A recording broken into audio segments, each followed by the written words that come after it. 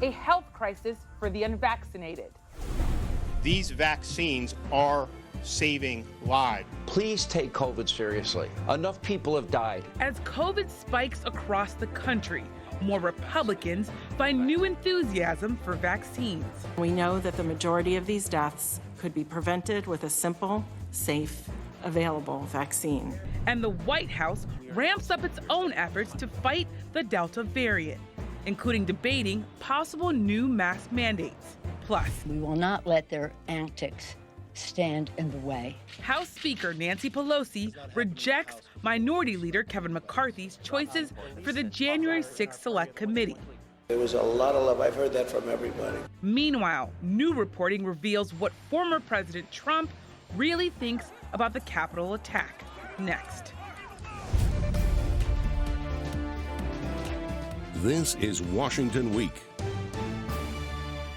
Once again from Washington, moderator Yamiche Alcindor. Good evening and welcome to Washington Week. The Delta variant is top of mind as COVID-19 cases continue to surge among unvaccinated Americans around the country. On Wednesday, in stark terms, President Biden urged Americans to get vaccinated. If you're vaccinated, you're not going to be hospitalized, you're not going to be in an ICU unit, and you're not going to die.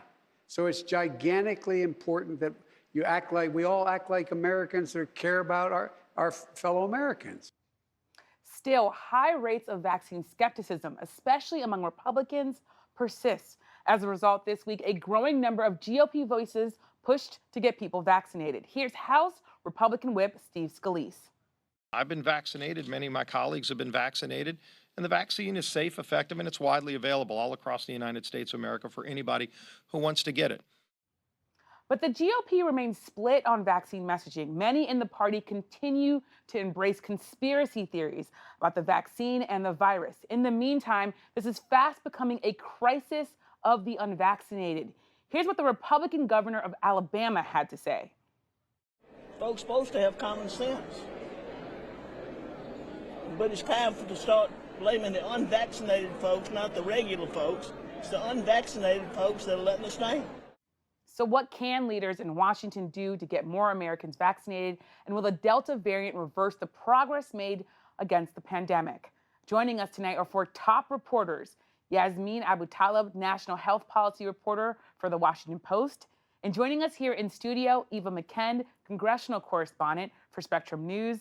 And Carol Leonnig, national investigative reporter for The Washington Post, and Philip Rucker, senior Washington correspondent, also for The Washington Post. And Carol and Phil are the authors of the new best-selling book, #1 on Amazon right now, I Alone Can Fix It, Donald J. Trump's Catastrophic Final Year.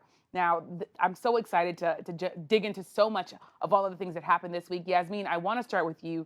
Some data suggests that the U.S. is seeing as many as 1,000 new COVID cases every hour. But today I talked to a White House source who underscored to me that people who are unvaccinated should be the most concerned about those numbers. Why are unvaccinated Americans in particular so much more at risk? And what are experts most concerned about as the Delta variant spreads? I think the evidence of why unvaccinated people are most at risk is in the numbers. The CDC director, Rochelle Walensky, said more than 97% of hospitalizations are in people who are unvaccinated. More than 99% of deaths are in people who are unvaccinated. So even though we're hearing these reports of people who are fully vaccinated getting so-called breakthrough infections, they tend to be much milder. They're at very low risk of getting hospitalized or from dying. The vaccines are still highly effective in preventing hospitalization and death. So I think that when President Biden and his top advisors say this is a pandemic of the unvaccinated, it's that the people who are unvaccinated are still at risk of the worst effects of COVID. And you can see it in parts of the country with low vaccination rates where they're filling up ICUs. And I think the fear with Delta is it's by far the most transmissible variant of COVID that we've seen in the year and a half of this pandemic. It's 1.5, 1.8 times more virulent than the strain that was spreading last fall when, of course, there weren't people vaccinated and we had much less countermeasures at our fingertips. But it is highly, highly transmissible. And I think we can see that in just how much cases have climbed in just the last 2 or 3 weeks.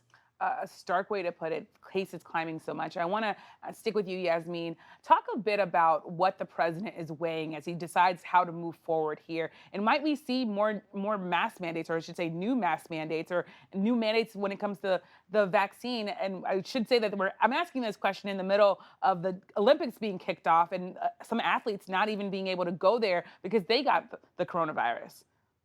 This is a really difficult moment for the White House and for the administration because they've obviously been pushing vaccinations very, very hard since they got in office, but it's kind of stalled out for the last couple of months because by late spring, early summer, everyone who was really eager to get a vaccine had gotten it. So now they're trying to convince people. You can see the rates of vaccination slowing down tremendously from their peak a couple of months ago. And also, this is a point where the outbreaks that we see are going to be quite regional depending on vaccination rates and social distancing measures and mask mandates.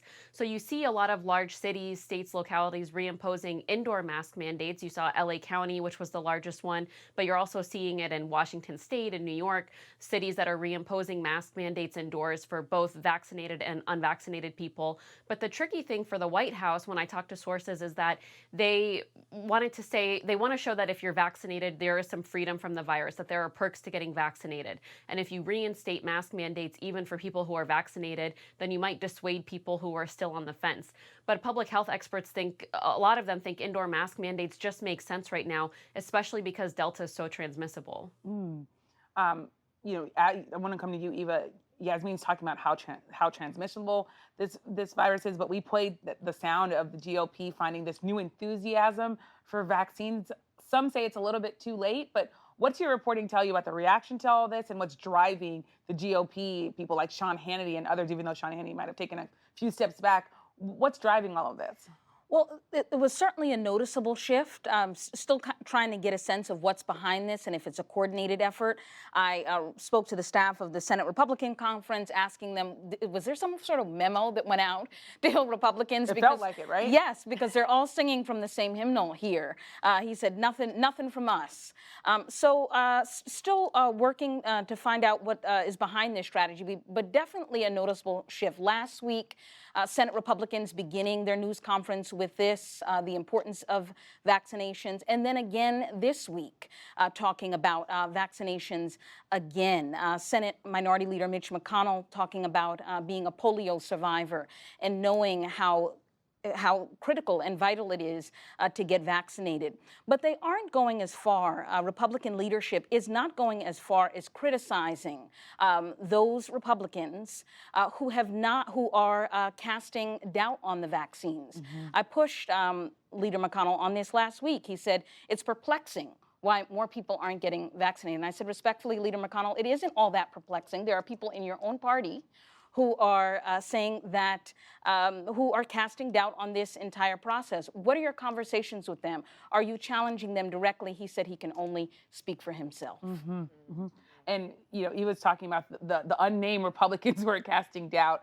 Of course, Carol and Phil, you both wrote a book about former President Trump, who was someone who downplayed the virus. I want to start with you, Carol. Talk a bit about why former President Trump played along with these anti-vaxxers, knowing full well that he had gotten vaccinated fairly early and that, as your reporting revealed, that he got really, really sick himself from this. What's behind his relationship and the way that he talks about the vaccine and the virus?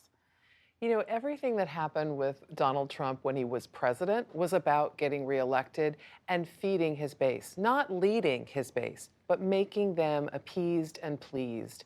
And he believed that he looked weak if he suggested the virus was really serious and then you would need a vaccine. But he's waffled back and forth on this, Yamiche. He's like, on the one hand, he wants to take credit for having given us the vaccine, that he pushed for it so ardently, and he did. And on the other, just the other day, he seesawed again and said, I understand why people distrust the vaccine. Again, he's playing to that base that he knows is his source of political power. But it's a hangover, and it's from his presidency that imperils American lives just as many of his decisions during the presidency did. Mm-hmm. And imperiling American lives is the great way to put it. Phil, I want to come to you. There was this analysis from the New York Times in April that found that the least vaccinated counties in the country had one thing in common. They voted for former President Trump. Talk a bit about what that tells you about the impact and the lasting impact of President Trump's, former President Trump's, his stance on the virus. And as you talked to him in your interview, he had no regrets. So talk us a little bit about what's going on now in the president's mind, the former president's mind. That's right. Well, Yamiche, what we saw last year in the year 2020 was that President Trump, from almost the beginning of the coronavirus, tried to discredit the credibility of the government scientists and the medical experts here in Washington who were trying to lead the pandemic response. First and foremost, Dr. Fauci, but also Dr. Deborah Birx, the CDC director, others in the government who were leading this response. Trump tried to tear them down, tried to sow doubt among his political supporters in the truth of what they were saying and the facts that they were presenting. And that has reverberations to today with the vaccine. So as Dr. Fauci is out there telling everybody to get vaccinated, that they can trust the science behind the vaccine, Trump, for months leading up to this moment, has been creating sort of a piñata out of Fauci with his supporters. He's made them not believe in what Fauci is saying, and that has had this lingering effect. But when Carol and I went down to Mar-a-Lago at the very end of March to interview Trump for I Alone Can Fix It, we asked him if he had any regrets about his handling of the pandemic. Hundreds of thousands of Americans died on his watch when he was president. He spread misinformation and lies about the science behind the pandemic for months. He said he had no regrets. He thought he handled the pandemic very well. He complained that he didn't get credit from the media for all the good things that he had done. And the only regret he had from his presidency in the final year was not sending American troops into Portland, into Seattle, into Minneapolis, into Washington during the Black Lives Matter protests. He wanted a military response, and he wishes he had sent one. That's incredible. We're going to talk more about I Alone Can Fix It. And I'm going to catch my breath thinking about that. That's his only regret when you think about the fact that 600,000 Americans have died from COVID. I want to come back to you, Yasmeen. Today, when I was talking to White House officials about the week, they said, look, there are some good signs. They said that when you compare this week to last week, one official told me their vaccination rates are up 14%. Jen Psaki, the White House press secretary, was also saying in states that had the lowest vaccination rates that they saw, they were seeing good signs in those states. What are you hearing from White House sources? And are there any good signs when we see all of these different voices, including some Republicans, coming out more forcefully telling people to get vaccinated? Well, it's of course a good thing if there are more Republican voices telling people to get vaccinated. I think White House officials recognize that only so many people will listen to people like the president and Dr. Fauci and administration officials. Republicans need to hear from their leaders if they're going to be convinced to get vaccinated and that it's safe and effective. But I think there is a lot of concern because they think they will get to 70%, which was the July 4th goal, in a couple of weeks. So maybe about a month behind their initial goal, which is not so bad. But I think the big concern is that Delta is well underway. They are continuing to make progress in the vaccination campaign, but there's only so much they can do. There is, of course, this debate about whether the CDC guidance should be updated to recommend that everyone vaccinated and unvaccinated wear masks indoors. But outside of that, and outside of working to get more people vaccinated, there are kind of limited options at their disposal right now to deal with the Delta variant. They're out there, of course, stressing how dangerous it is and how important it is for people to protect themselves. But I think there's still a lot of confusion from people about what is safe, what isn't safe, depending on their vaccination status. And I think, we're seeing ICUs and emergency rooms fill back up like we did in sort of the darkest days of the pandemic. And I think there is some reason for hope, but some of it might be a little bit too late. Well, a dire situation, but there is some reason for hope. That's the thesis of your reporting, and I really appreciate you coming on to share it. Thank you so much, Yasmeen, for joining us with your reporting. Thank you. Thanks. Now let's turn to Capitol Hill and the bipartisan January 6th committee. On Wednesday, House Speaker Nancy Pelosi blocked the appointment of two Republican congressmen, Representatives Jim Jordan of Ohio and Jim Banks of Indiana. Both lawmakers pushed to overturn the results of the 2020 election, an election that was free and fair and that did not have widespread fraud. House Minority Leader Kevin McCarthy fired back, pulling all 5 of his nominees from the committee. Here's what McCarthy and Pelosi had to say. This panel has lost all legitimacy and credibility. And it shows exactly what I warned back at the beginning of January, that Pelosi would play politics with this. This is deadly serious. This is about our Constitution. It's about our country. It's an assault on the Capitol. Eva, I want to come to you. This select committee is in complete chaos. You have House Speaker Nancy Pelosi taking an unprecedented step. You also have the GOP now calling it a sham. My question is, who won when you look at this this tussle that we saw today? There's some, of course, who say Pelosi got what she wanted, but there are some who say, okay, now Kevin McCarthy can say that this is too political and that he shouldn't be part of this committee. I don't think either side won politically emerging from this week. Leader McCarthy now says that Republicans are going to pursue their own investigation. But, you know, we are where we are because Republicans rejected a bipartisan investigation. And so that is why, that is what necessitated this select committee. So it's sort of a confusing argument for Leader McCarthy to make, because if he wanted more input, if he wanted things to be more fair, if he wanted there to be outside voices represented, they could have agreed to something that would have had more bipartisan input. Nonetheless, we are where we are. I will say something that stuck out to me about this back and forth was how deeply personal it felt. He described her as a lame duck. Speaker of the House.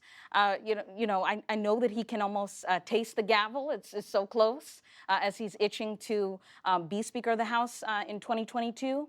But she just came back into the position in January. There is still a significant amount of time before the next election. So that felt like really insulting, but you could tell that he was also felt disrespected by this action by her. So the entire back and forth, deeply personal. The hearings will actually start next Tuesday, and we'll have to see. It seems like at this point, it could become more political theater, but Speaker Pelosi is doing all that she can. It seems like for it not to be perceived that way. And one more quick follow-up for you, Eva. Where does this leave Liz Cheney? She was on my mind as I was watching all of this happen. What does this mean for her future? What does this mean for the future of the party that she's now the Republican that's on this committee that's become so political? You know, something that was really striking to me is she defended Speaker Pelosi, and she subsequently described the panel as we. She kept saying we, and I was like, wow, she is in the we with Democrats. She is no longer in the we with Republicans. And so we'll have to see. Leader McCarthy did threaten any Republicans that joined, that Speaker Pelosi selected for this committee, that he would remove them from their committee. It seems like he is not actually moving towards that. Maybe he just sort of thinks that will make a bad situation worse for his party. And so we will have to see. But I think she's going to be an important voice on this panel. Yeah. The few Republicans across this country that do believe that this is legitimate and necessary, they're going to be looking to her for guidance. Deeply personal, and you said it's so incredible. It is incredible to watch Liz Cheney say we and talk about Democrats. Phil and Carol, I'd like to play part of your interview with former President Trump for your book, I Alone Can Fix It. You questioned him about January 6th, and he denied that the crowd was violent. That was a loving crowd. They were ushered in by the police. I mean, in all fairness, the Capitol Police were ushering people in. The Capitol Police were very friendly. You know, they were hugging and kissing. You don't see that. That, of course, is just not true. There was a lot of violence on January 6th. 5 people, including a police officer, died in the attack. Hundreds were injured. Since then, more than 500 people have been arrested. Phil, I have to come to you. Talk to me a bit about your interview with President Trump, former President Trump, more about that. You told our producers every sentence was a lie. We covered him together. How does he continue to be in this alternate reality? And just to be clear, not every sentence was a lie. Nearly every sentence. It felt that way. But Yamish, we were there, Carol and I were there for 2 hours and 45 minutes talking to him about the election, about January 6th, about COVID, about all the important things that happened in the year 2020, his final year as president. And he just spun a completely alternative reality. He told us, you know, everybody knows I won the state of Arizona. Well, he lost the state of Arizona to Joe Biden won the state of Arizona. You know, he said that there were loving people on January 6th. They were not loving. He said it was Pence's constitutional obligation to send the electoral results back to the states. Well, it was actually his constitutional obligation to certify the results of the election, which is what he did on January 6th. You know, Trump is obviously not over his loss in the election. But when we sat down with him, it was just so striking and chilling, really, that he had this sort of warped dystopian view of reality that he kept telling himself, and that his flatterers, his aides, his allies, his friends reinforced with him at Mar-a-Lago. Kara, I want to come to you. You told our producers you'd be happy to supply a witness list to the January 6th investigation. Who's on your list, and why would you call them? Well, I mean, first and foremost, Mark Meadows, the White House Chief of Staff, who was there that day, Ivanka Trump, his daughter. You know, one thing Phil and I learned as part of the book was that the president was watching this almost giddy on television, enjoying this moment. And that's pretty shocking because even before anybody broke through the glass of the Capitol, they were committing felonies by breaching the perimeter, by pushing past police, by spraying them with bear spray. And he was sort of cheering that quietly in his, dining room where he spends a lot of time watching television. Well, later, Ivanka and Mark Meadows give themselves the assignment to try to get the president to call off the dogs. Now, they don't do this very urgently, as Phil and I learned. It takes 2 hours for them to get him to say something. A president should be saying something about a violent act that's happening at the Capitol. They knew that. They had to convince him. The two of them really have a really important insight. There are other people that day. Keith Kellogg, the vice president's national security advisor, who was in contact with Pence at the time and knows what the president didn't do. Another shocker for me and for Phil in our reporting, which was that the president was MIA. He didn't try to find out if Pence was safe. And as you all know, because you reported this in real time with us too, Pence was seconds away from being attacked. When he was evacuated, rioters were coming up the landing right to where he was. And thank goodness Officer Goodman steered them away. Pence was seconds from being harmed. And Phil, we talk about, and you talk about this book in this book, General Mark Milley, who was worried about former President Trump attempting a coup, was also talking about having to possibly fight Nazis on American soil. These would be, of course, American Nazi. What's your reporting tell you about his fears and the military fears as President Trump was continuing to lie about the election? Yamiche, those fears were real and they were serious. And General Milley is the chairman of the Joint Chiefs of Staff. He's the highest ranking military officer in this country. He's also a student of history, and he's not a political actor. And as he heard Trump challenging the results of the election increasingly, as he heard Trump claiming that the election was rigged and stolen and telling his tens of millions of supporters out in the country that the election had been taken from them, even though there was no evidence to support that, he saw parallels to what Adolf Hitler was doing in Germany in the 1930s as he consolidated power around a Nazi regime. And Milley thought that Trump, as commander-in-chief, could try to use the military to execute a coup to remain in power despite having lost the election. And he wasn't alone in that thinking. The other Joint Chiefs, the heads of the Army, the Air Force, the Navy, the branches of the military, they had those same fears. And together they formed a plan of what they would do if Trump tried to issue some sort of military order that was unconstitutional or illegal or unethical, and they would have resigned one by one in a reverse Saturday Night Massacre, if it were. It didn't come to that. That wasn't required. But this just underscores how harrowing those weeks were at the Pentagon and for the highest people running our military. They thought that Trump could execute a coup. And in the 30 seconds we have left, Eva, I want to ask you, the fears that Mark Milley has, General Milley has, they continue because this isn't over, right? There are people that are continuing to lie about the election, and there are conspiracy theories floating through the GOP. What does your reporting tell you about where this is heading? Well, I think that those concerns are legitimate because certainly the former president still has a grip on this Republican Party, still has a grip on Republicans in Congress. And so the test will be as this panel meets next week and we hear this testimony, and as we get further and further from the Trump presidency, if Republicans will ever sort of really challenge him out of concern for their own legacies and the legacy of the country. A stunning kind of situation that we have in our country. Carol and Phil, I'm so excited to be talking to you for the extra. I want to thank all the reporters that were here tonight, including Yasmeen, who's not here right now. But there's Eva, of course, from Spectrum. Thank you so much for being here. Carol and Phil for sharing your reporting with us. And don't forget to tune in Monday for the PBS NewsHour as we explore the road ahead, a check-in on where negotiations stand over infrastructure. Join us also for the Washington Week Extra streaming live at 8:30 Eastern on our website, YouTube, and Facebook. We will dig into Carol and Phil's new book, I Alone Can Fix It. You will not want to miss it. And thank you for joining us. I'm Yasmeen. Good night from Washington.